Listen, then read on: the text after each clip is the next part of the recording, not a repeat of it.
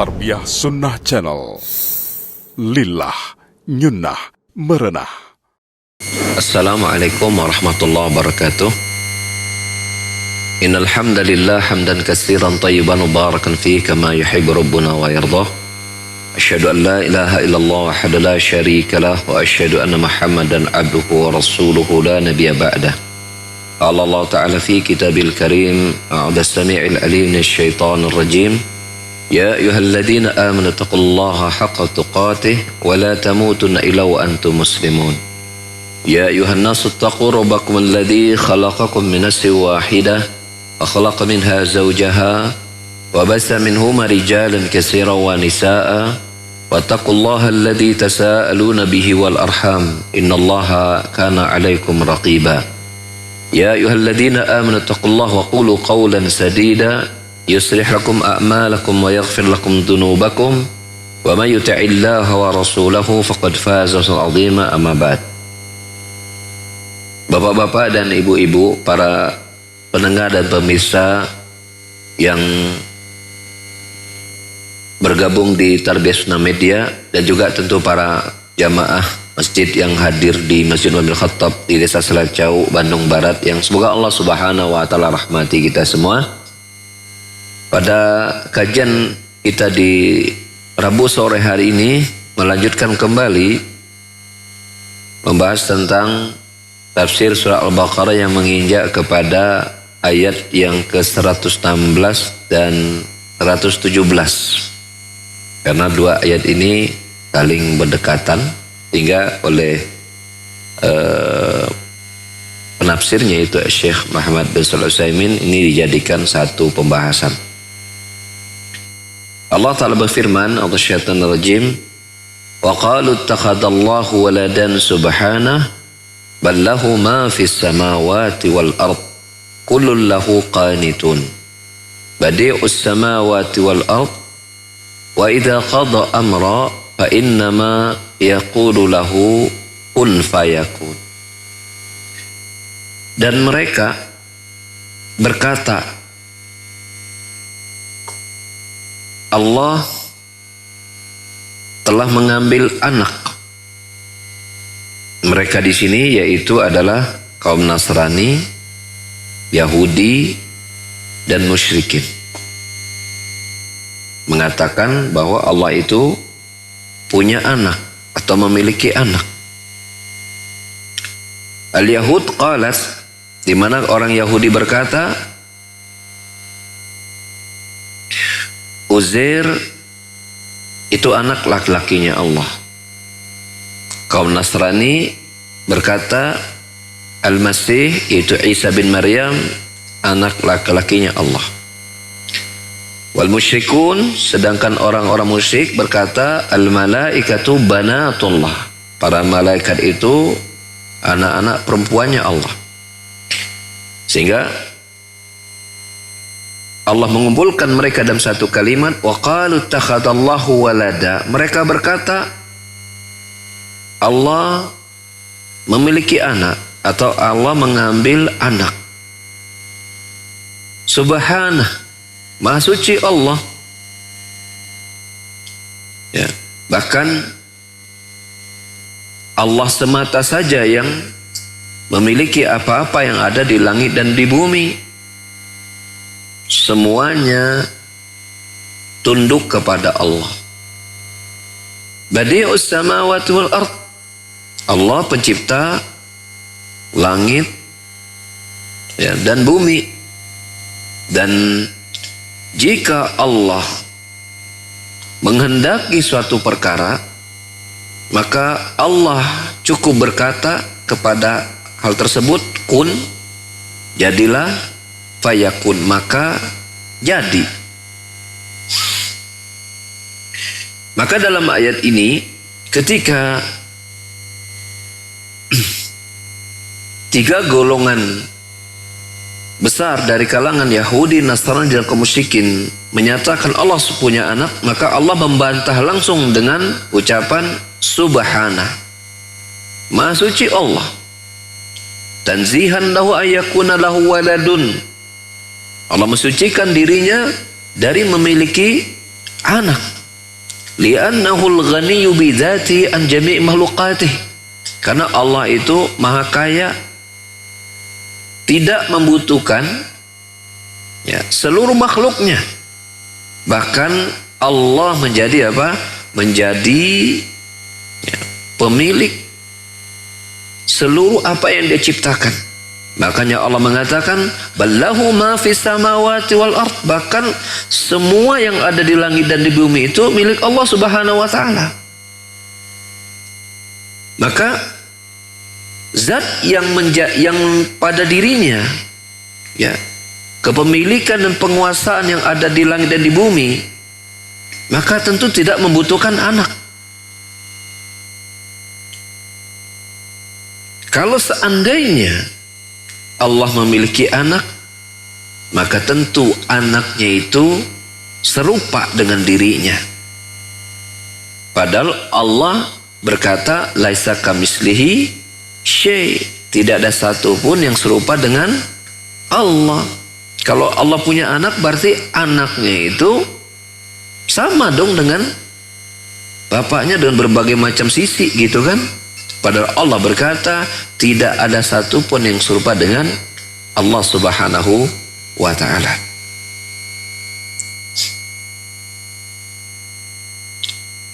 Bahkan semua yang ada di langit dan di bumi itu malah tunduk kepada Allah, karena Allah Subhanahu wa ta'ala yang menciptakan langit dan bumi. Dan bila Allah menghendaki suatu perkara, Allah cukup mengatakan jadi, maka jadilah. Maka dalam ayat ini ada beberapa faedah yang bisa kita petik, kata Syekh Muhammad Shalih Al-Utsaimin dalam kitab tafsirnya beliau. Yang pertama adalah bayani utuwil insan wa tughyanihi, menjelaskan tentang sikap melampaui batasnya manusia. Bagaimana itu? Haitsu sabballah subhanahu wa ta'ala hazihi sabba al-azimah. Tatkala mereka mencela Allah Subhanahu wa ta'ala dengan celaan yang agung ini. Itu apa? Dikala mereka mengatakan innallaha attakhadha walada. Sesungguhnya Allah telah mengambil anak. Dalam hadis qudsi Allah Subhanahu wa ta'ala berkata langsung, kadzdzabani ibnu Adam walam yakun lahu dzalik wa syatabani walam yakun lahu dzalik. Anak ibnu Adam, artinya anak-anak manusia, telah mendustakanku padahal tidak pantas mereka melakukan perbuatan tersebut. Wa syatamani, anak-anak manusia telah mencelaku padahal mereka tidak pantas melakukan perbuatan tersebut. Fa amma takdzibuhu iyyai, Allah berkata berikutnya, adapun pendustaan mereka terhadapku tatkala mereka berkata innahu la yu'idani kama bada'ani,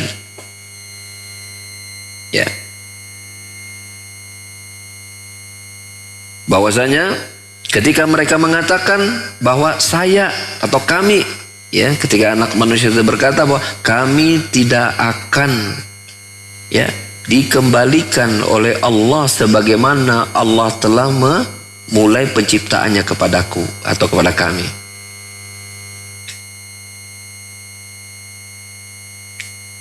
Walaysa awalul khalqi bi ahwana alayya min i'adatihi, padahal menciptakan pertama kali itu lebih mudah bagiku padahal awal pertama kali menciptakan itu tidak sulit bagiku daripada mengembalikannya. Ini bentuk pendustaan anak-anak manusia ketika mereka mengatakan bahwa Allah tidak akan bangkitkan kami kembali, Allah tidak akan menjadikan kami muncul kembali, begitu yang kita kenal dengan membangkitkan kembali, hari kebangkitan. Maka kata Allah, padahal Ya. Penciptaan pertama kali itu tidak susah bagi Allah Subhanahu wa taala. Coba mana yang lebih sulit? Menciptakan sesuatu yang belum ada contohnya dengan mengembalikan sesuatu yang sudah pernah ada contohnya. Mana yang lebih susah? Lebih susah menciptakan sesuatu yang nggak ada contoh. Kalau udah ada contoh kan tinggal dijiplak. Ya, kita kadang suka lihat ada orang misalnya punya mobil ya. Punya mobil, ini bicara tentang manusia saja. Punya mobil, kemudian rusak mobilnya, panggil tukang bengkel. Tukang bengkelnya hanya nekan, tek aja, gitu. Ah, itu juga anak gak bisa. Ya bisa, udah tahu. Sebelum tahu kan susah itu. Jadi ada pengalaman montir itu cerita ke kita. Ya, jadi mobilnya itu si orang yang punya itu mobil itu seharian itu gak hidup. Panggil tuh montir tetangganya. Ya montirnya kan udah pengalaman, jam terbangnya banyak. Diperiksa-periksa, dia hanya ditowel aja gitu. Udah hidup. Sama dia hanya dikasih, pokoknya kecil banget. Iya, kata si tetangganya itu menitengahkan ilmu. Ya. Itu tuh kalau dibawa ke tukang bengkel, itu tempat bengkel yang lain bisa dikerjain. Karena apa? Karena tukang bengkel itu tahu, kalau itu dilihat oleh konsumen yang mereka tidak paham tentang ilmu, dia nggak bisa sepele. Padahal itu hasil dari mempelajari mereka dari ujung ke ujung sehingga mendapatkan sesuatu yang mudah. Sehingga beberapa orang-orang itu ya supaya mereka menghargai ilmu dengan cara apa? Bapak pulang aja, nanti sore beres. Padahal begitu dia pulang langsung beres itu. Digambarkan bahwa rusaknya parah. Udah memang parah. Buktinya orang itu nggak bisa ngidupin seharian gitu kan. Tapi karena ya dia merendahkan ilmu, jadi tidak merasa bahwa pekerjaan tukang bengkel itu walaupun lain satu gerakan dan mudah itu merupakan apa? Hasil belajarnya yang udah sekian tahun, belasan tahun begitu. Ya, atau ada yang lebih kacau lagi ya, mereka oprek-oprek kelihatan kerja kan, ada yang pelik mobilnya tuh. Dioprek-oprek kelihatan ini apa, padahal udah tahu hanya itu doang gitu kan, supaya kelihatan apa? Kelihatan bahwa rusaknya itu parah gitu. Dan emang parah sebenarnya. Cuman kalau kelihatannya digitukan doang udah hidup, iya mah udah terkena dibayar mahal itu. Nah ini kan orang nggak paham, nggak menghargai ilmu gitu. Merasa mudah gitu. Itu baru urusan dunia. Maka Allah Subhanahu wa taala ya tentu mengembalikan sesuatu yang udah ada contoh dengan membuat sesuatu yang belum ada contoh itu lebih mudah bagi Allah Subhanahu wa taala. Tapi kan orang yang mati itu kan ada yang terbakar, yang tenggelam, pokoknya ada yang hancur badannya atau udah dimakan cacing gitu. Itu bagaimana kok bisa dibangkitkan? Maka jawabannya ya mengembalikan yang hilang mudah bagi Allah. Wong dulu nggak ada, Allah jadikan kok yang baru. Masa mengembalikan sudah ada susah? Tentu lebih mudah. Maka Allah berkata, kadzabani inu Adam, bahwa anak-anak manusia itu ada mendustakanku. Yaitu kapan? Ketika mereka mengatakan bahwa aku tidak bisa mengembalikan mereka sebagaimana awal pertama kali aku menciptakan mereka. Padahal ya mengembalikan yang sudah ada contoh lebih mudah daripada menciptakan yang baru. Ini makna ya manusia mendustakan Allah Subhanahu wa taala, artinya mendustakan hari kebangkitan. Wa ma syatamahu, iya ya, adapun bagaimana anak manusia itu mencelaku, faqauluhu, yaitu ketika mereka berkata ittakhadallahu walada, ketika mereka berkata Allah mengambil anak, Allah punya anak. Itu menyakiti Allah, itu menyakitkan Allah. Wa anal ahad as-samad lam alid wa lam ulad wa lam yakun li kafatan ahad. Padahal aku zat yang maha esa, aku tempat bergantung, aku tidak melahirkan dan tidak dilahirkan, dan tidak ada satupun yang setara denganku, kata Allah Subhanahu wa taala. Yang kita tentu ambil paham dari surat apa? Al-Ikhlas, kan begitu.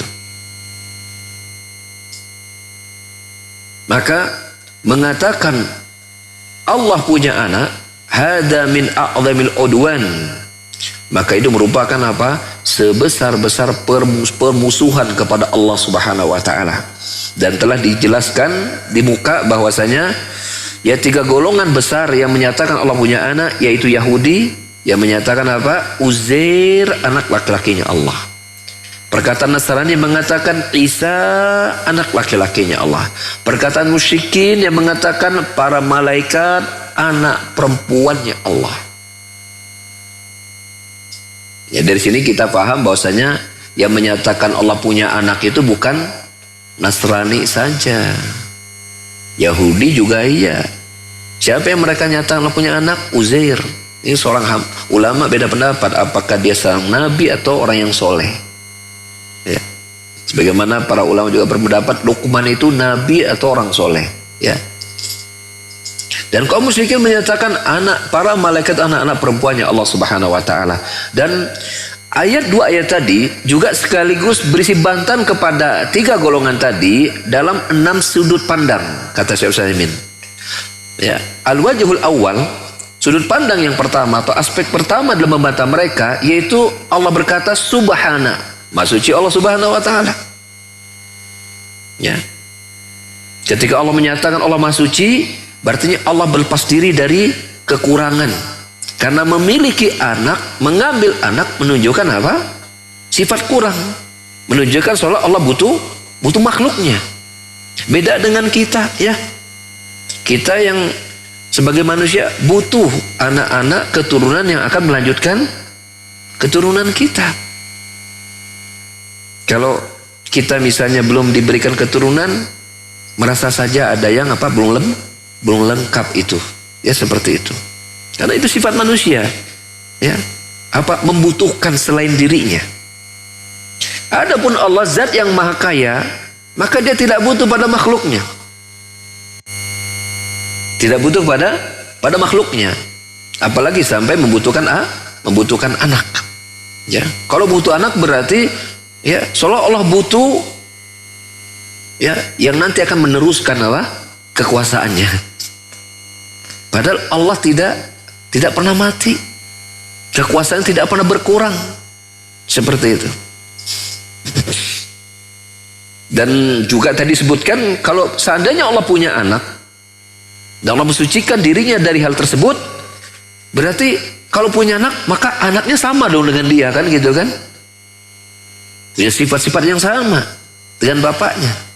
Padahal Allah tidak ada satu berserupa dengan dirinya. Ini yang pertama, sudut pandang pertama atau aspek pertama membantah golongan yang menyatakan Allah punya anak.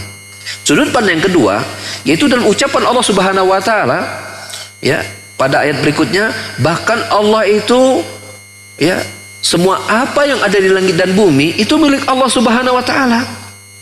Termasuk apa? Termasuk anak. Itu kan dimiliki, makhluk itu dimiliki oleh Allah Subhanahu wa taala. Ya. Ketika semua makhluk dimiliki oleh Allah Subhanahu wa taala, berarti Allah tidak membutuhkan makhluknya sama sekali, termasuk anak. Karena Allah menyatakan bahwa semua yang ada di langit dan di bumi itu milik Allah Subhanahu wa taala. Sudut pandang yang ketiga, masih dalam ayat bahwa bahkan semua yang ada di langit dan bumi adalah milik Allah Subhanahu wa taala, berarti ya selain Allah itu adalah dimiliki. Kalau Allah pemilik langit dan bumi, berarti selain Allah itu dimiliki oleh Allah Subhanahu wa taala, atau bahasa kita menyebutnya makhluk. Ya, kalau makhluk berarti dia dimiliki oleh Allah Subhanahu wa taala. Nah, nama suatu yang dimiliki itu tidak mungkin statusnya menjadi anak. Ya. Ya, status dimiliki itu nggak mungkin statusnya menjadi anak. Wal mamluk la yakunu walan lil malik. Ya, sesuatu yang dimiliki tidak mungkin menjadi anak kepada pemilik atau penguasanya.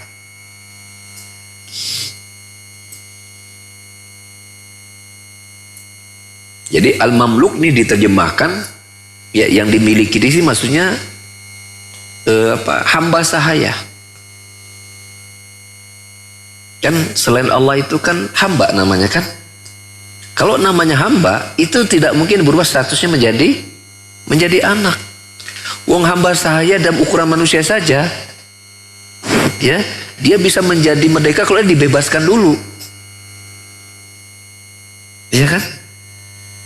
Maka bagaimana mungkin ya hamba berubah menjadi anak? Ini sudut pandang yang ketiga. Sudut pandang yang keempat, masih dalam ucapan Allah Subhanahu wa taala, qulul lahu qanitun. Semua apa yang ada di langit dan di bumi itu justru mereka itu tunduk kepada Allah Subhanahu wa taala. Menunjukkan bahwasanya status mereka itu sebagai hamba-hamba yang tunduk dan patuh kepada Allah Subhanahu wa taala. Wa hadza yaqtadi annahum ya marbubun lillah abiduna lahu, menunjukkan bahwasanya mereka itu diatur oleh Allah, mereka itu adalah penyembah Allah, dan namanya penyembah tidak mungkin menjadi anak. Jadi kalau yang sudut pandang yang ketiga, statusnya kan namanya hamba, gak mungkin jadi anak. Yang keempat bahwasanya namanya hamba itu kan diatur, gak mungkin menjadi anak. Sudut pandang yang kelima, masih dan ucapan Allah Subhanahu wa taala pada ayat berikutnya, badi'us samawati wal ardi, Allah yang menciptakan langit dan bumi. Ya. Allah yang menciptakan langit dan bumi. Maka yang berkuasa untuk menciptakan langit dan bumi, ya, maka juga berkuasa untuk menciptakan manusia, ya, tanpa adanya Bapa.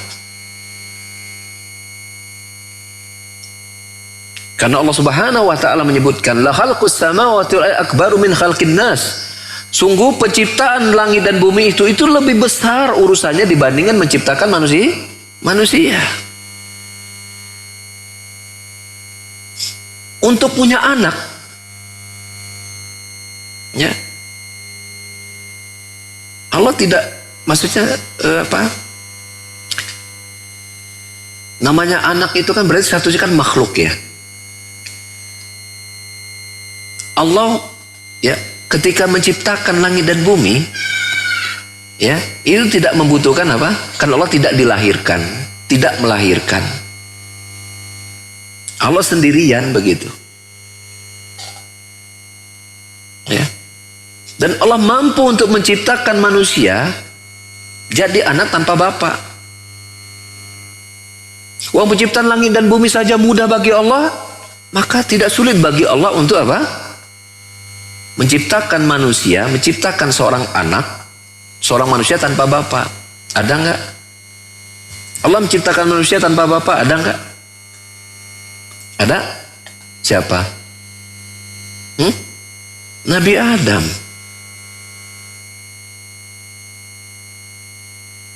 Itu yang pertama. Siapa lagi? Isa bin Maryam. Iya. Jadi sebagian ulama ada yang mengkategorikan begini. Allah menciptakan manusia tanpa bapak, Nabi Isa. Allah menciptakan manusia tanpa ibu, Hawa. Allah menciptakan manusia tanpa bapak dan ibu, Adam gitu. Karena Hawa itu lahir tercipta dari tulang rusuk Adam. Jadi seolah-olah kayak Adam itu bagian dari, seolah kayak bapaknya gitu. Lahir dari situ seolah-olah. Bagian dari laki-lakinya kan di situ. Ya. Ini kalau berbicara tentang sifat Allah sebagai Maha Pencipta itu luar biasa ya. Kalau kita cermati aja, bagaimana Allah tuh mencipta itu dengan berbagai macam model. Manusia ketika nikah, ada yang dikasih anak laki semua, ada yang perempuan semua, ada yang laki perempuan, ada yang nggak dikasih. Gitu. Allah menciptakan tempat yang enak semua, apa namanya?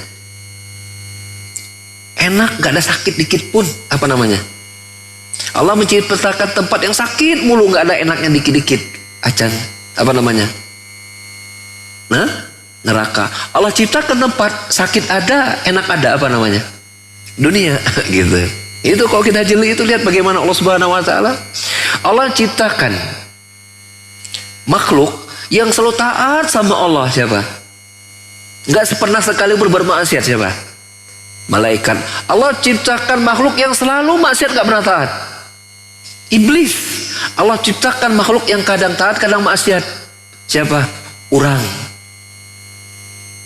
Benar gak? Itu kan kalau kita jeli itu lihat, oh Allah ciptakan itu.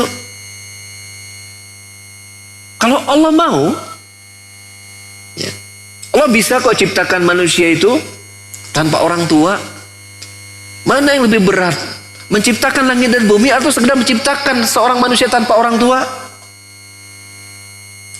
Mudah bagi Allah Subhanahu wa taala. Lalu mengatakan Allah perlu anak, Allah ngambil anak gitu kan? Mencipta langit dan bumi aja itu mudah bagi Allah Subhanahu wa taala. Lalu urusan anak perkara yang sepele, kemudian mau dikata Allah punya anak gitu. Itu kan gak masuk akal itu. Menghinakan Allah betul seperti itu. Sudut pandang yang kelima, yaitu ketika Allah mengatakan idza qada amran fa innama yaqulu kun fayakun. Ketika Allah menghendaki suatu perkara, Allah cukup mengatakan jadilah, maka dia akan jadi. Maka zat yang memiliki kemampuan yang luar biasa seperti ini, ingat, lafaz kun fayakun itu artinya ketika Allah berkata kun fayakun jadi, itu nggak perlu waktu. Kalau bahasa kita mah cespleng, langsung hari takdirnya jadi. Nggak kuliah jadi, tunggu dulu, diproses dulu, di tahapan. Enggak.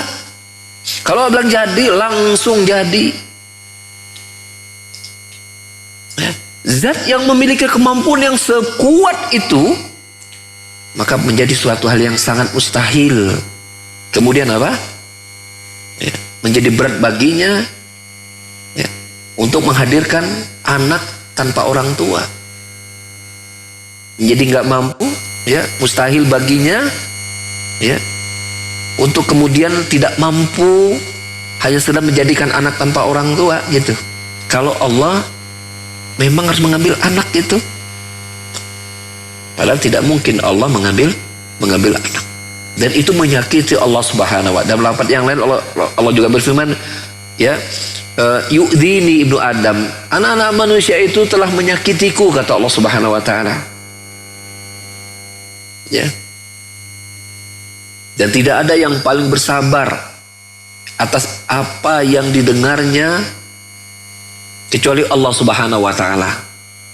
Yaitu tatkala ya makhluknya menyakiti Allah dan mengatakan Allah punya anak, tapi Allah masih apa? Masih memberikan mereka rezeki. Allah itu disakiti dengan perkataan manusia yang mengatakan Allah punya anak. Allah disakiti, tapi tidak ada yang paling bersabar dengan apa yang didengar itu menyakitkan dirinya kecuali Allah Subhanahu wa taala. Di mana ketika makhluknya mengatakan Allah punya anak, tapi Allah masih tetap memberikan mereka rezeki. Allah masih berikan mereka makan dan minum, tempat tinggal, seterusnya. Tidak ada yang lebih sabar daripada Allah Subhanahu wa taala. Padahal tidak ada yang paling menyakitkan Allah kecuali ketika manusia mengatakan Allah punya anak. Maka dari enam sisi inilah, berdasarkan dua ayat tadi, Allah membantah ya dari perkataan Yahudi, Nasrani dan musyrikin bahwasanya Allah memiliki anak atau mengambil anak.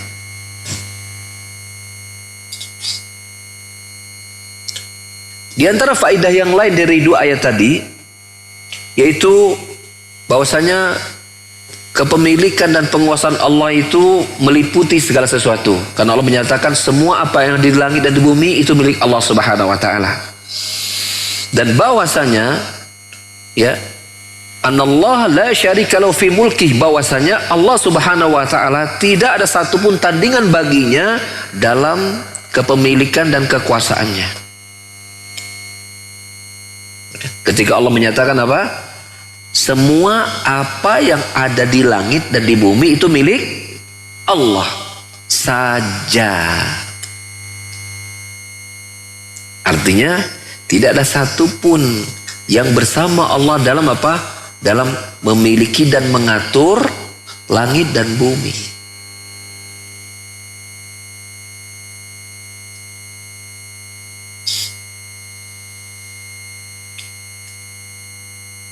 Lalu muncul pertanyaan. Pada ayat tadi Allah menyatakan qulul lahu qanitun.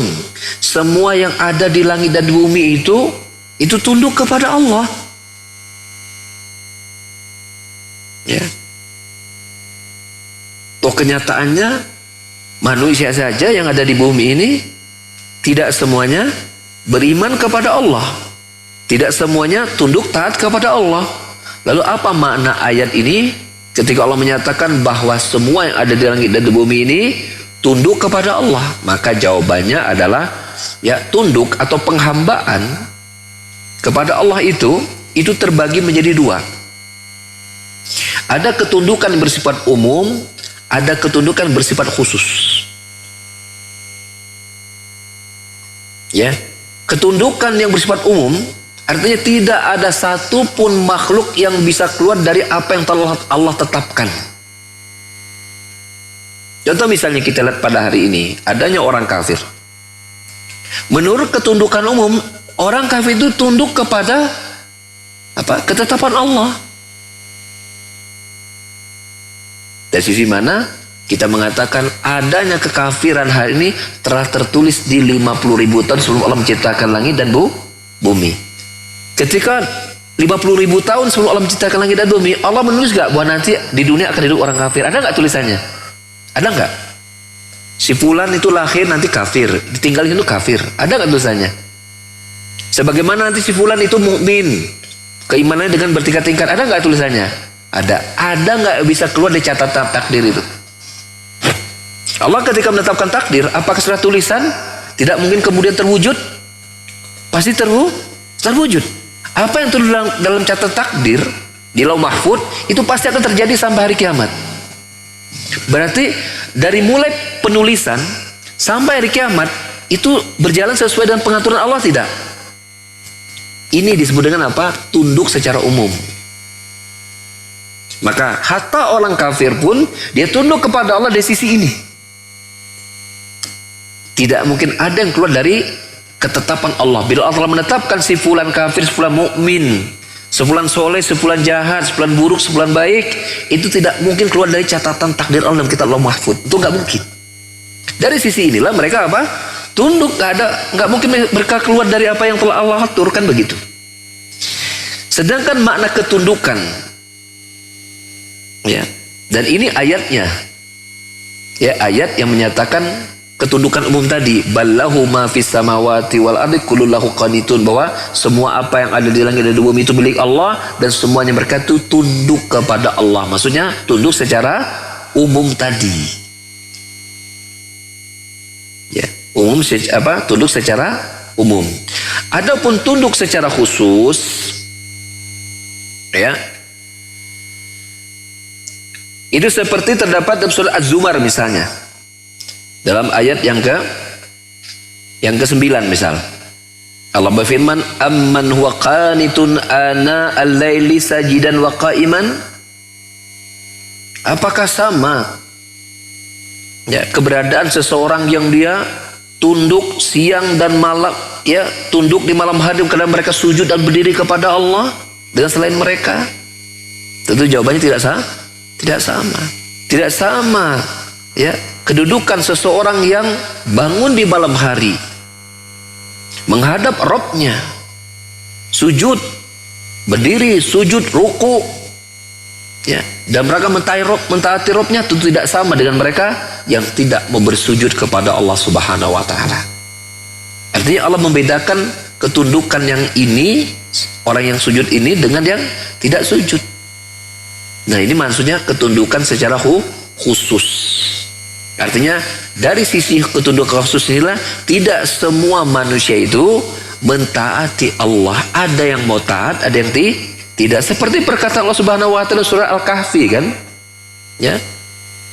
Kata Allah, ya, barang siapa, ya, faman syaa falyu'min wa man syaa falyakfur. Siapa yang mau beriman silakan dia beriman. Siapa yang mau kufur silakan dia kufur. Tapi ingat setiap pilihan ada konsekuensinya kan gitu.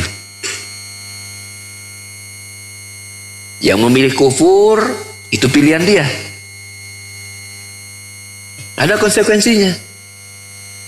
Datang kepada petunjuk tentang iman dan ini merupakan syarat masuk surga, dia memilih kekufuran, ya siap-siap menerima adab.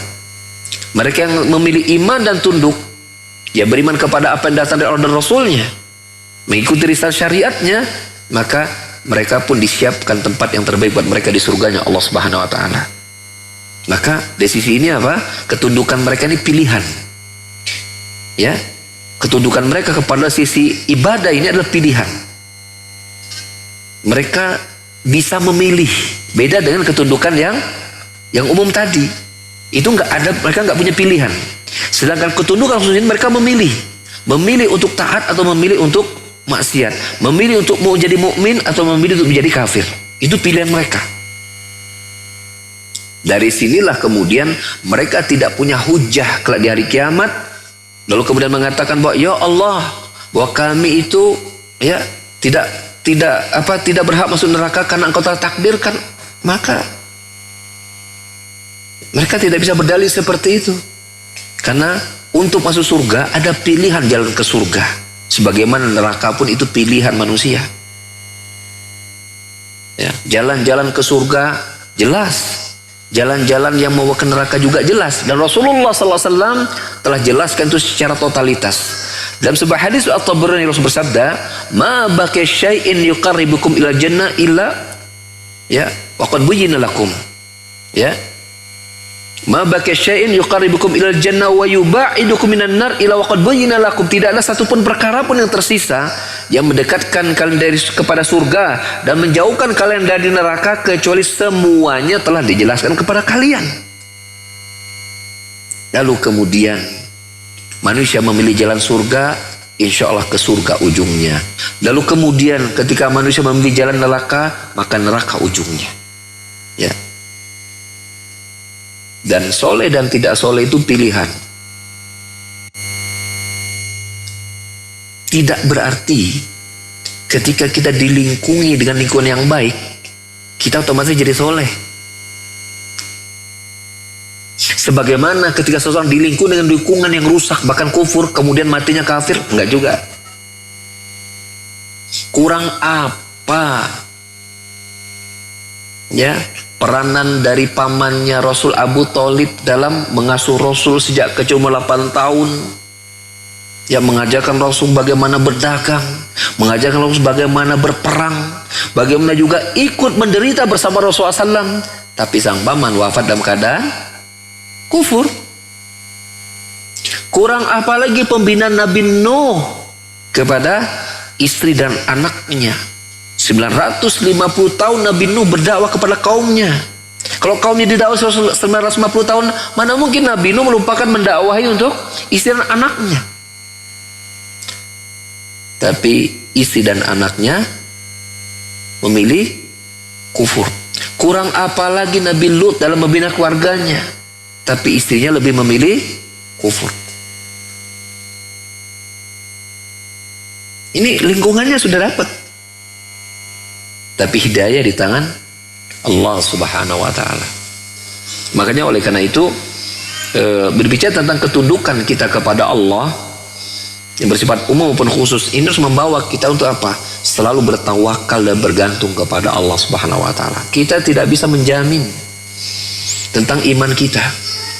Kan diceritakan dengan hadis yang sahih, doa yang paling Rasulullah banyak baca apa, Cing? Apa doa yang paling banyak dibaca oleh Rasulullah sallallahu alaihi wasallam? Siapa yang tahu? Kalau ada yang tahu, saya kasih kalender 2. Tapi dengan syarat minggu lalu belum dapat. Baik dari ikhwan maupun akhwat, siapa? Apa doa? Iya, antum dapat 2 kalender. Iya, ya, Allah. Jazakallah khair. Doa yang paling banyak dibaca oleh Rasulullah SAW yaitu apa? Allahumma ya muqallibal qulub tsabbir qalbi ala dinik. Wahai zat yang membolak-balikan hati, balikan hati ini di atas agamamu ya Allah. Sahabat nanya kepada Rasulullah SAW, ya Rasulullah, atakhafu minna? Ya Rasulullah, engkau mengkhawatirkan kami ya Rasul? Rasul menjawab, "Na'am." Maksudnya, engkau mengkhawatirkan kami bahwa kami nanti akan kembali kepada kekufuran, murtad lagi dari agama. Padahal kita tahu perjalanan para sahabat untuk pindah kepada ketaatan keimanan butuh perjuangan besar. Nggak kayak kita lahir udah jadi muslim. Mereka berdarah-darah untuk menjadi orang beriman itu. Tapi Rasulullah masih mengkhawatirkan, engkau masih mengkhawatirkan kami murtad? Apa jawaban Rasulullah? Naam. Iya, aku masih mengkhawatirkan kalian. Karena hati manusia itu ada di antara dua jemari, di antara jemari-jemari Allah yuqallibu kaifa yasha. Allah akan bolak-balikan sesuai dengan apa yang Allah kehendaki. Kalau para sahabat, manusia yang terpilih, keimanan mereka yang kokoh, masih dikhawatirkan Rasulullah SAW bahwa mereka akan kembali kepada kekufuran. Padahal mereka telah dibimbing bimbingan yang kuat dan ketat oleh Rasulullah SAW. Tapi Rasulullah masih khawatir tentang apa? Tentang iman para sahabat. Lalu kemudian kita merasa bahwa kita akan apa? Akan terus stabil dengan iman kita. Insya Allah Ustaz, saya nggak akan syirik Ustaz, karena saya ngaji tauhid udah lama. Ya Allah, mari kita lihat doanya Nabi Ibrahim. Sejak muda Nabi Ibrahim itu memerangi apa kesyirikan, menghancurkan patung sejak jadi pemuda. Tapi ketika beliau menjadi nabi, dia masih berdoa, ya, wajnubni wa baniya na'budal asnam. Ya Allah, jauhkanlah aku dan anak keturunanku dari menyembah berhala. Itu Nabi Ibrahim masih mengkhawatirkan dirinya dan anak keturunan menyembah berhala, melakukan kesyirikan. Lalu kemudian kita berkata, kita ngaji tauhid udah lama, insya Allah kita nggak akan syirik. Allah musta'an. Maka berarti orang yang merasa aman dengan tidak syirik berarti dia perlu ngaji lagi tauhid. Insya Allah saya sudah kenal sunnah Ustaz, tidak melakukan penyimpangan dari sunnah, maka dia harus belajar sunnah lagi. Berarti dia tidak paham tentang sunnah. Kalau para sahabat dikhawatirkan mereka berubah, lalu kemudian kita merasa aman bahwa kita tidak akan berubah. Ya, berbicara tentang ketundukan kita kepada Allah, baik yang bersifat umum maupun khusus, harus membawa kita untuk selalu apa? Selalu takut kepada Allah dan selalu meminta agar Allah menjaga iman kita dan ketundukan kita selalu kepadanya sampai Allah mewafatkan kita. Sampai Allah mewafatkan kita. Faedah lain dari dua ayat tadi adalah menggambarkan akan agungnya kekuasaan Allah Subhanahu wa taala. Ya, mulai dari ya menciptakan langit dan bumi, ini kan luar biasa ya. Kita kan kau baca ayat kayak gini mungkin belum kerasa ya, tapi coba kita renungi deh. Apakah Allah kan antum pasti hafal ayat yang surah Ali Imran, karena Allah berfirman, inna fi khalqis samawati wal ardi wa ikhtilafil laili wan nahari la ayatul lil albab alladzina yadhkuruna Allah qiyaman wa qu'udan wa 'ala junubihim wa yatafakkaruna fi khalqis samawati wal ardi rabbana ma khalaqta hadza batil subhanak. Kita baca ayat itu, sesungguhnya di balik penciptaan langit dan bumi, pergantian malam dan siang, ada tanda-tanda kekuasaan Allah Subhanahu wa taala. Bagi mereka yang mau berpikir, pernahkah selama hidup kita mikirin penciptaan Allah langit dan bumi, pergantian malam dan siang? Kita kan bertemu siang dan malam kan, pasti kan? Lalu dari mana sih hebatnya Allah Subhanahu wa taala? Pernah nggak kita berpikir? Kita selama ketemu siang udah ya, ketemu malam ya tidur. Sementara Allah mengatakan pergantian malam dan siang ada tanda kebesaran Allah, kekuasaan Allah, keagungan Allah. Pernah nggak kita merasakan itu? Kita akan berpikir, di sini mana sih? Karena kita nggak mikir masalahnya. Gak pernah merenung dari sisi mana pergantian malam dan siang ada tanda kebesaran Allah. Kalau kita merenung, kita akan tahu, oh di situ ada matahari, mempunyai peran besar dalam menerangi dan menjadikan gelapnya bumi ini. Betul tidak? Saya sering berpikir begini, kota Bandung supaya terang semua, jadi malam hari ini gelap, terang semua, itu pakai apa? terang, pakai lampu. Coba buat satu buah lampu, lampunya harus satu, tapi bisa menerangi Bandung. Pertama, lampunya harus tinggi. Harus tinggi sekali. Benar nggak? Karena kalau rendah dapat hanya sebagian. Mungkin yang dapat selacau doang. Syaratnya harus tinggi. Dan kedua harus besar. Bayangin ya. Ini baru Bandung ya. Anda ambil contoh Bandung aja, kok selacau agak kecil. Kira-kira ya sebesar apa lampunya? Karena syarat harus satu biji. Sebesar apa lampunya? Ya, untuk supaya menerangi Bandung dan harus satu biji. Kebayang nggak? Bagaimana menyangganya? Kedua, dia harus bergerak. Matahari kan bergerak tuh, ya kan? Kan beredar matahari. Itu barang sebesar itu menyinari bumi dan bergerak. Kebayang nggak sebesar apa matahari itu?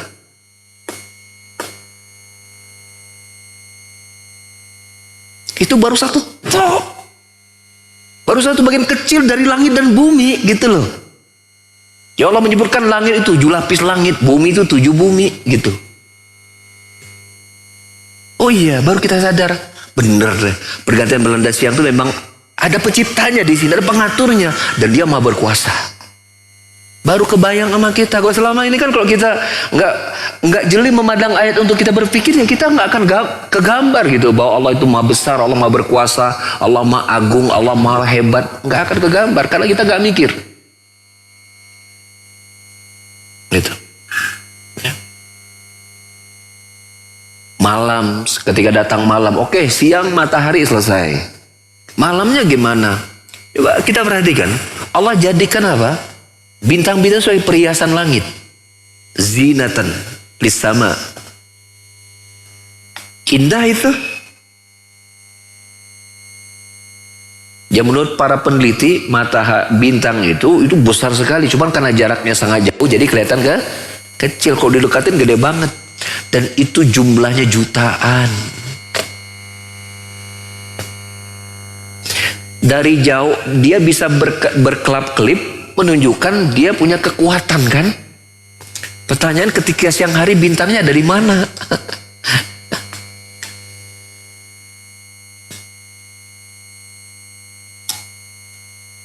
Kalau memang sifat asalnya dia bersinar, mestinya ketika ada matahari, sinarnya mestinya masih ada dong.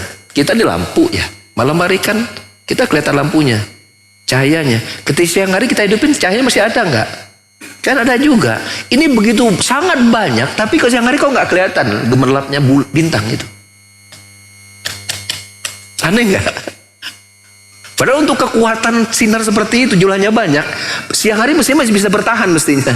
Tapi Allah mengaturnya itu tidak kelihatan. Dan bagaimana pengaturnya Allah yang tahu. Allah yang tahu. Kan kalau balasan bahwa ini lapisan ozon, ya kan bintang itu kan sinar menembus malam hari, logikanya bisa menembus di siang hari dong. Pertanyaan berikutnya, matahari ketika terbenam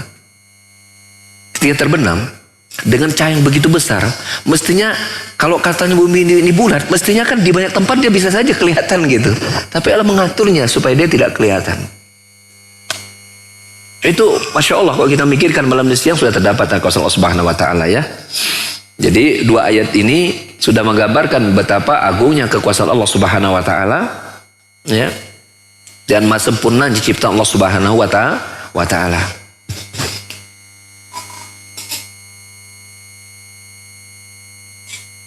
Dan faedah yang lain dari ayat tadi bahwasanya diambil dari ayat idza qada amran fa inna ma yaqulu kun fayakun. Jika Allah menghendaki suatu perkara, Allah cukup berkata jadilah maka kejadilah. Ini menunjukkan bahwasanya Allah Subhanahu Wa Taala tidak ada satupun yang dapat melemahkan dirinya. Karena bila Allah menetapkan satu urusan pasti terjadi. Kalau Allah sudah berkata kun, pasti terjadi. Dan tidak butuh waktu lama. Sekejap langsung jadi. Menunjukkan tidak ada satupun yang dapat menghalangi kekuasaan Allah Subhanahu Wa Taala. Kita belajar ayat seperti ini untuk meyakinkan kita bahwasanya ya hanya Allah tempat kita bergantung dan bertawakal sebenarnya. Kayak kita mendapatkan ini dan itu, ya ingat Allah Subhanahu wa taala. Kalau kita dapat iman, dia banyakin syukur. Kalau dia dapat kesulitan, dia kuatin sabar dan serahkan semua kepada Allah Subhanahu wa taala. Kemudian faedah yang lain dan masuk pengulangan sebenarnya, ketika Allah mengatakan sesungguhnya ketika Allah menetapkan suatu perkara, Allah berkata. Nah, di sini masih pengulangan dan terus penegasan bahwasanya perkataan Allah itu berupa suara yang didengar. Ya, berupa huruf, berupa susunan huruf-huruf. Dari mana bahwa dia suara yang didengar? Itu ya dari ayat tadi. Sesungguhnya Allah ya ketika ingin menetapkan suatu perkara, Allah berkata kepada hal itu, jadilah, maka jadi. Ini menunjukkan dia terdiri dari apa? Suara yang didengar dan berisi susunan huruf. Ya seperti kata kun, ya ada kaf dan nun di situ, dan dia bersuara.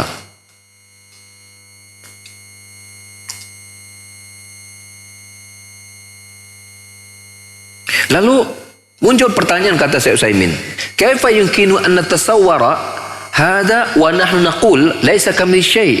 Lalu bagaimana kita membayangkan suara dan huruf sementara ya kita meyakini bahwa tidak ada satupun yang serupa dengan Allah Subhanahu wa taala. Sementara ya Anda mengatakan bahwa dia berupa susunan huruf. Maka jawabannya na'am. Ya, dia berupa huruf dari huruf yang ada, tapi bagaimana hakikat Allah berbicara kita tidak tahu. Ya, karena apa? Tidak ada satupun yang serupa dalam berbicara dengan Allah Subhanahu wa taala. Tapi Allah berbicara iya, dengan suara yang didengar, dengan apa? Huruf-huruf, susunan huruf iya. Tapi bagaimana Allah berbicaranya kita tidak tahu hakikatnya. Dari sinilah kita tidak menyamakan Allah dengan makhluk. Contoh misalnya begini, Allah mendengar tidak? Makhluk mendengar tidak? Lalu ketika kita menetapkan Allah mendengar, apakah berarti otomatis kita menyamakan Allah dengan makhluk? Jawabannya tidak. Kita menyamakan Allah dari sisi bahwasanya mendengar itu artinya tertangkapnya suara. Iya, Allah tidak ada satu suara pun yang tidak bisa ditangkap oleh Allah Subhanahu wa taala. Tidak ada satu doa pun yang tidak didengar oleh Allah Subhanahu wa taala. Apapun bahasanya, bagaimanapun bentuk doa dan isi permintaannya, tidak ada satu pun yang tidak didengar oleh Allah Subhanahu wa taala. Tapi bagaimana Allah mendengarnya? Maka tidak ada satu pun yang serupa dengan Allah dalam mendengar. Contohnya tadi, ya. Bila manusia berdoa di waktu yang sama, kita nih misalnya ya. Misalnya antara maghrib dan isya, antara adzan dan iqamah, kita dapati di masjid ini kan alhamdulillah para jamaah itu habis adzan dan antara adzan qomat kan banyak doa tuh. Kita yakin doanya isinya beda-beda tuh. Sebagian juga mungkin bahasa ada yang beda-beda, ya kan? Berdoa di waktu yang sama, isinya beda. Pertanyaan kita, Allah dengar nggak semuanya? Dengar. Coba antum, ya ada dua orang yang menghadap antum, dua orang. Yang satu pengen ya diskusi masalah, yang satu pengen minjam uang, ngomongnya bersamaan. Antum ngerti nggak mereka ngomong apa? Ngerti nggak? Lihat, mendengar kita beda dengan Allah Subhanahu wa taala. Dari sisi kesempurnaan itu baru suaranya ya dekat dengan kita. Bagaimana kok suaranya jauh? Allah geretak hati kitanya aja, ini Allah tahu. Kita doa dalam hati itu, Allah mendengar doa dalam hati kita. Ya, begitu pula dengan apa? Dengan ketika Allah berbicara. Ya. Berupa suara dan huruf yang kita tidak tahu hakikatnya. Ya, kita tidak tahu hakikatnya. Faedah terakhir dari ayat tadi bahwasanya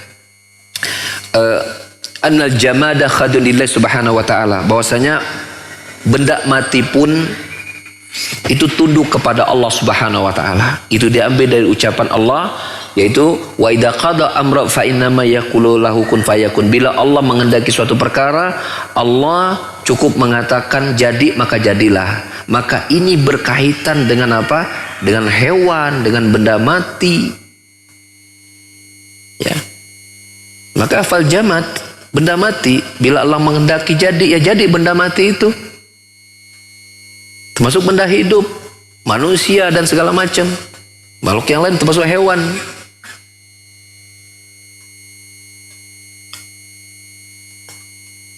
Oh iya, Nabi Adam kan diciptakan dari tanah ya, yang tanahnya itu dari bahan yang campur-campur, sehingga lahirlah anak-anak itu dengan warna kulit yang beda-beda. Kita pernah nggak dapat murasi kalau hewan itu nenek moyang hewan apa? Kalau nenek moyang manusia Nabi Adam. Kalau nenek moyang hewan apa? Kita nggak dapat informasi kan? Yang manusia saja hanya dari dua orang, laki perempuan, jadinya sampai sebanyak ini dengan ciri yang berbeda satu dengan yang lain.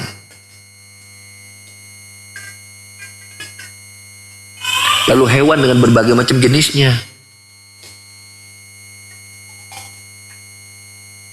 Ya.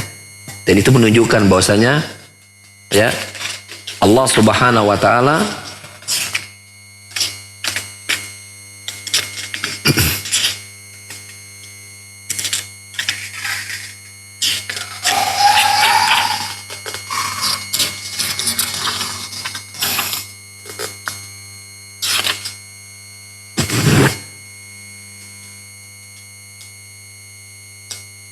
Zat yang maha kuasa ya, dan tidak ada satupun yang menghalangi kekuasaannya.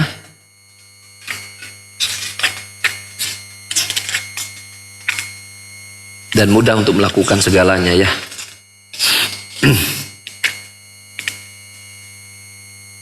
Termasuk menciptakan berbagai macam jenis hewan dengan berbagai macam bentuknya. Itu Allah tinggal berkata jadi maka jadi.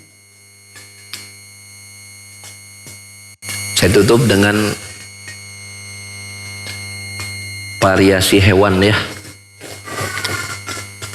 Ada nggak hewan yang panjangnya hidungnya doang? Ada nggak? Ada? Bukan di sini maksud saya. Hewan yang panjang itu hidungnya doang. Hidungnya panjang gitu. Apa? Gajah. Mulutnya panjang. Ya? Mulut. Buaya. Lehernya panjang. Telinganya panjang. Telinga gajah besar, panjang. Kelinci. Kakinya panjang. Tangannya pendek. Kanguru. Perutnya panjang, yang lainnya pendek. Mesti ada. Apa coba? Ular. Anda bisa nggak berpikir kayak gitu tuh? Itu kan ciptaan-ciptaan Allah semua tuh. Tapi Allah menciptakan manusia ya dengan bentuk yang sama. Bedanya warna kulit, ya, pendek rendah, sama. Tapi kalau Allah mau, Allah bisa jadikan hidung manusia itu panjang kayak Pinocchio. Tapi Allah nggak mau, cukup mancung saja kayak orang Arab. Segitu dah cukup, ya. Karena itu kalau udah panjang lagi, udah jadi makhluk yang lain. Kalau panjang lagi jadi makhluk yang lain itu mesti ada makhluk yang hidungnya itu nggak sepanjang gajah, mesti ada, cuman kita belum ketemu. Itu kan kalau kita berpikir berarti Allah menciptakan itu semuanya lengkap ada. Dan bila Allah berkehendak, Allah cukup mengatakan apa? Jadi maka jadi. Saya sering bertanya begini, ada nggak seorang ilmuwan yang bisa mengumpulkan dan tahu seluruh hewan yang ada di dunia? Baik hewan air maupun hewan darat. Nggak ada tuh. Saking banyaknya hewan yang Allah ciptakan. Saking banyaknya hewan yang Allah ciptakan. Satu lagi, ada nggak manusia yang paling ahli dalam ilmu antropologi yang mengetahui sejumlah bahasa yang ada di dunia dengan rinciannya?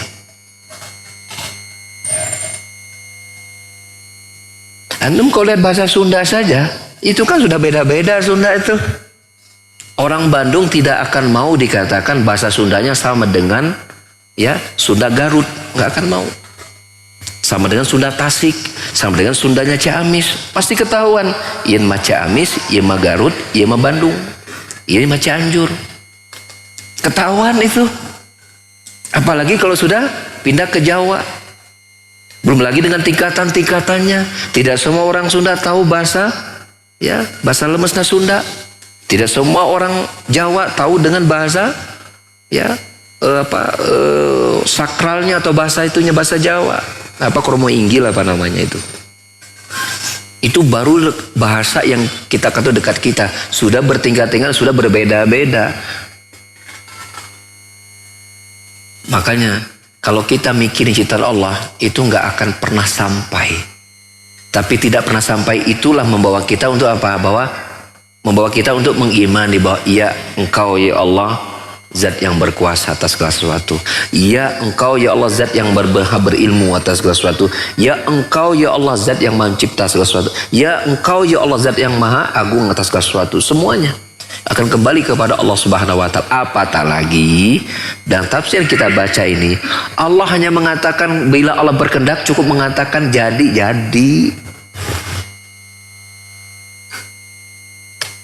Saat itu juga ya, nah demikian barangkali jamaah apa yang bisa kita kaji pada sore hari ini berkaitan dengan dua ayat di surah Al-Baqarah, di ayat 116 dan 117, dan untuk berikutnya kita akan lanjutkan. Ini ada 3 hadiah, ini kalender ya, kalender Hijriah. Ini ada titipan aman ibu-ibu yang bertanya minggu lalu yang kan ada. Ini silakan ambil hadiahnya. Ya ini kasih. Ada yang bertanya minggu lalu ya, yang saya janji nanti akan kasih hadiah. Mudah-mudahan hadir hari ini. Ya. Mau bertanya boleh. Jadi.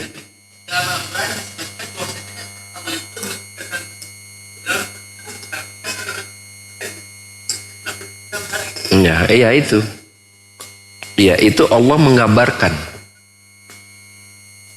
Allah mengabarkan itu dalam bentuk bahwa penciptaan langit dan bumi itu Allah sebutkan prosesnya itu demikian. Tapi kalau Allah mau, Allah bisa kok. Jadi kalau Allah menghendaki suatu perkara, ya Allah cukup mengatakan kun fayakun. Mudah bagi Allah. Tapi ada ciptaan Allah Subhanahu wa Ta'ala ciptakan dalam bentuk proses. Tapi kalau Allah mau, Allah bisa. Sekali waktu. Saya mau tanya sama antum. Kalau Allah berkehendak suatu perkara, Allah bisa kan? Tinggal bilang jadi kan? Sekarang begini. Oke, sekarang begini. Ini kan jadi ucapan kun fayakun itu berarti berkaitan dengan Allah yang menggambarkan bila Allah menghendaki suatu perkara, bila Allah ingin menghendaki suatu perkara, Allah cukup mengatakan kun fayakun. Nah untuk penciptaan langit dan bumi Allah seperti itu nggak menginginkannya, kan tidak berproses. Ngerti nggak? Jadi kan Allah bila, kan lapannya kan bila menghendaki sesuatu itu, ya menghendaki sesuatu itu Allah cukup berkata kun fayakun, kan begitu. Kalau Allah menghendaki seperti itu. Nah untuk langit dan bumi Allah tidak menghendaki langsung jadi. Ngerti nggak maksudnya? Jadi kembali kepada kehendak Allah itu ya gimana Allah. Kalau Allah mau, Allah bisa ciptakan saat itu juga jadi. Tapi Allah tidak mau menciptakan saat itu jadi. Seperti gini, anak bertanya sama antum. Kalau Allah menginginkan manusia itu sekarang yang mati hidup di dunia, bisa nggak? Allah cukup mengatakan kun, jadi tuh manusia balik lagi di dunia. Tapi Allah kan tidak menginginkannya itu kan. Nah sama aja. Ngerti nggak? Jadi kembali soal keinginan Allah itu dikembalikan kepada Allah Subhanahu wa Ta'ala. Tapi kalau Allah mau, Allah cukup menjadikan jadi ya jadi. Gitu. Nah, untuk langit dan bumi Allah jelaskan, Allah jadikan dalam bentuk 6 hari. Fadal Bapak dapat hadiah. Iya. Yang bertanya dapat hadiah. Ya, sekolah khair. Ya. Ibu-ibu ya. Ibu-ibu yang bertanya, ini pertanyaan saya baca nih, dapat hadiah ini. Kang. Ini yang bertanya, ibu-ibu ada dari kertas ini saya kasih hadiah. Jadi yang bertanya kita kasih hadiah. Sampai hadiahnya habis. Bismillah. Ini yang bertanya itu silakan ambil hadiahnya ya. Apa hukum mendoakan orang kafir agar masuk Islam? Ya harus itu. Semampu kita. Ya. Selama mereka masih hidup, maka doakan agar mereka mendapatkan hidayah. Ayat kedua dari yang terakhir surah Al-Taubah, Allah Subhanahu wa taala menceritakan sifat Nabi kita Muhammad sallallahu alaihi wasallam. Ya, Allah berfirman, "Qad ja'akum rasulun min anfusikum harisun 'alaikum ya azizun 'alaihi ma'anittum harisun 'alaikum bil mu'minina raufur rahim." Kata Allah, sungguh telah datang kepada kalian rasul dari kalangan kalian sendiri yang sangat memberatkan dirinya apa-apa yang menjadi beban kalian dan begitu menginginkan kalian mendapatkan hidayah, dan kepada orang beriman sangat pemaaf dan penyayang. Itu Rasul itu begitu ingin semua orang-orang Arab pada saat beliau hidup itu masuk Islam, maka beliau tidak berhenti-hentinya untuk berdakwah, menyampaikan kepada mereka tentang Islam, menyampaikan kepada mereka tentang kebenaran. Ya, tapi kalau sudah meninggal dalam keadaan kafir, maka tidak boleh lagi didoakan. Hatta minta ampunkan untuk mereka pun tidak boleh. Ya, Allah juga sama jelas surah At-Taubah juga, wa makana lin-nabi walladzina amanu ayyastaghfiru lil musyrikin min ba'di ma tabayyana annahum ashabul jahim. Tidak boleh bagi Nabi dan juga orang-orang beriman memintakan ampun kepada orang musyrik. Ya, setelah jelas bahwasanya mereka itu termasuk penghuni neraka jahim. Jadi ketika mereka dalam keadaan musyrik, kafir, maka tidak lagi boleh kita mendoakan mereka. Hatta mintakan ampun pun tidak boleh. Makanya ketika sang paman meninggal dalam keadaan kafir, musyrik, Abu Talib itu, Nabi sallallahu alaihi wasallam berdoa kepada Allah. Tapi Allah turunkan ayat ini, tidak boleh Nabi dan orang beriman memintakan ampun kepada orang musyrikin yang sudah meninggal. Ya. Dan Allah juga berkata kepada Rasulullah SAW, innaka la tahdi man ahbabta walakin Allah yahdi man yasha. Engkau Muhammad tidak bisa memberikan hidayah orang-orang yang kau cintai, tapi Allah yang berhak memberikan hidayah siapapun yang Allah kehendaki. Urusan memberikan hidayah itu haknya Allah Subhanahu wa taala. Nabi tidak punya ikut campur tangan dalam memberikan hidayah kepada manusia. Membukakan hati mereka kepada Islam itu bukan urusan Nabi. Namun ketika sudah masih hidup, maka kita berusaha agar semua manusia itu mendapatkan hidayah Allah Subhanahu wa taala. Jadi kita boleh mendoakan siapapun ya. Ya, tidak saya mendoakan orang beriman, mendoakan manusia. Kita tahu nih misalnya ada tetangga kita masih kafir nih. Namanya Pak Anu misalnya. Pak John misalnya. Ya Allah, jadikanlah Pak John menjadi muslim ya Allah. Berikan hidayah kepada dia ya Allah. Boleh. Bukankah di masa Rasulullah SAW ada orang-orang yang memusuhi Islam, diantaranya Abu Jahal, diantaranya Umar bin Khattab. Tapi Rasulullah SAW berdoa, ya Allah kuatkanlah Islam ini dengan salah satu dari dua Umar ya Rasul. Maka masuklah Umar bin Khattab. Allah memilih Umar bin Khattab untuk masuk Islam, menguatkan agama Islam. Itu Rasul mendoakan Umar itu, mendoakan agar apa? Ada di antara dua orang yang kuat dari orang-orang Quraisy kafir ini yang masuk Islam. Rasul mendoakan mereka, dia masuk Islam. Nah itu juga dalil bahwa Rasul juga mendoakan orang-orang kafir di masa beliau hidup, dan ada yang Allah kabulkan doa mereka, doa Rasulullah SAW sehingga mereka masuk Islam. Ya, demikian jemaah sekalian kajian kita di sore hari ini. Ya, semoga bermanfaat dan Allah senantiasa berikan kita hidayah dan mewafatkan kita dalam keadaan Dia ridha dan mencintai kita. Amin Allahumma amin. Subhanakallahumma hamdika asyhadu an la ilaha illa anta astaghfiruka wa atubu ilaik. Wa akhiru da'wana alhamdulillahirabbil alamin. Wassalamualaikum warahmatullahi wabarakatuh.